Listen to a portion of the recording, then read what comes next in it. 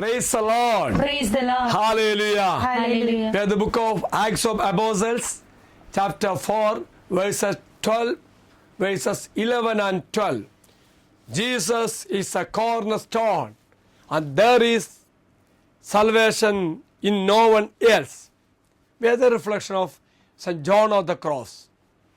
No one can advance in virtue except by following Jesus Christ. He is the truth, the life, and the only door through whom everyone who wants to be saved must enter. This verse emphasizes that Jesus, the stone rejected by the builders, is a foundation of salvation, and that there is no other name under heaven through which people can be saved only through Jesus Christ. Peter and John, after healing a layman in Jesus' name, are arrested and brought before Sanhedrin, the Jewish ruling council. Peter quotes book of Psalm, chapter 118, verse 22, stating that Jesus is the stone you builders rejected, which has become the cornerstone. This refers to Jewish leaders who rejected Jesus as the Messiah, but God established him as a foundation of salvation.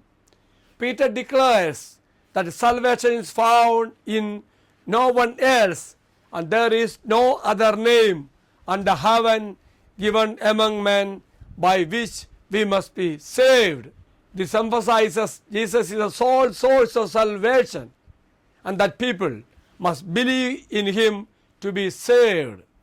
The name Jesus is not just a name, but a representation of his authority and power. Jesus is a foundation upon which salvation is built, and he is the only way to God. And let us pray. Father of goodness, make me realize that Jesus is the only way to you for everyone in the world. Grant that I may follow him closely on earth and reach my heavenly home.